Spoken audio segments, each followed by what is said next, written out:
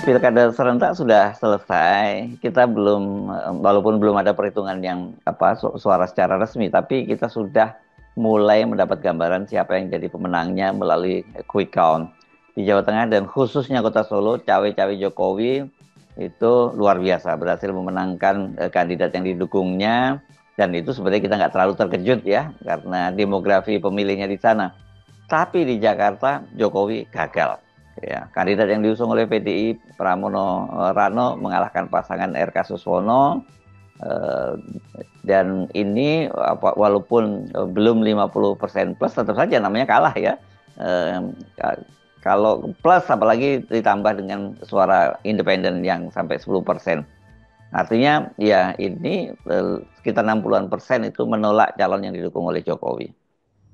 Memang kita harus baca Jakarta itu sebagai pusat gravitasi politik Indonesia. Artinya dengan fakta bahwa rakyat Jakarta tidak memilih calonnya Jokowi itu penanda sekaligus penunjuk bahwa keadilan yang diinginkan oleh rakyat Jakarta itu juga adalah keadilan yang diinginkan oleh Indonesia. Kira-kira itu maknanya tuh. Kita tahu bahwa Jokowi ingin sekali Jakarta itu dia kuasai. Dan keinginan itu tentu dimaksudkan untuk memperlihatkan grip dia pada politik Indonesia. Kan itu dasarnya tuh. Dan sejumlah aktivitas sudah dirancang dari awal, dielulukan supaya pasangan Jokowi itu tampil sebagai pemenang.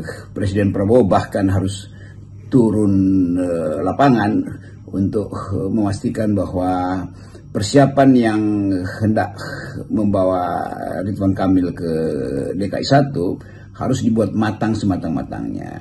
Kita bisa anggap itu sebagai perintah dari Presiden Jokowi karena kita bisa melihat bagaimana raut dan wajah Pak Prabowo misalnya waktu di Jawa Tengah harus mendukung paslon yang dipilihkan oleh Jokowi. Demikian juga di Jakarta. Tapi Jakarta punya kondisi psikologi yang lain tuh. Karena itu mudah dimengerti kenapa Prabowo hanya membacakan surat atau hanya surat dukungan itu yang dibacakan, bukan ikut kampanye langsung. Tapi itu semua sudah selesai dan PDIP memenangkan Pilkada Jakarta. Penanda pertama bahwa kemampuan PDIP untuk bertanding itu tetap unggul dan kemampuan PDIP untuk menghalangi cawe-cawe Jokowi atau manipulasi Jokowi itu bisa atau sudah dipersiapkan dari awal. Jadi PDIP menduga dari awal bahwa Jokowi akan mengacak-acak Jakarta, maka sebagai partai yang konsisten untuk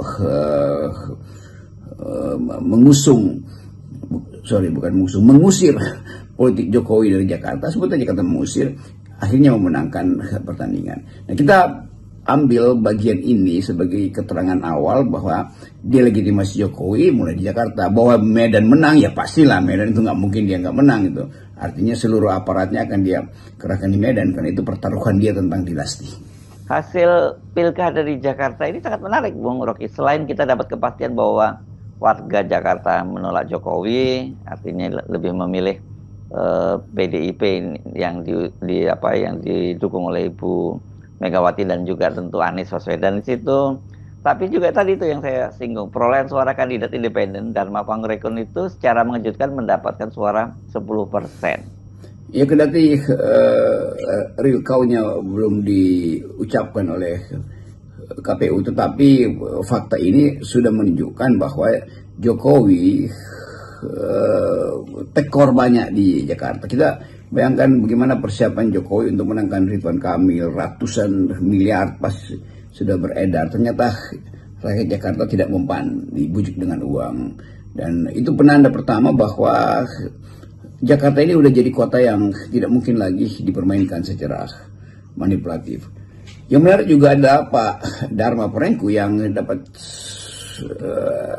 limpahan suara 10% lebih. Itu petunjuk juga bahwa Jakarta punya semacam otonomi untuk memilih seseorang. Sebut aja sengeyel-ngeyelnya orang menganggap bahwa Dharma Prengku itu datang dengan ide-ide yang unbelievable atau yang out of the box. Faktanya bahwa ada sejumlah orang Jakarta yang menganggap enggak itu masuk akal keterangan itu.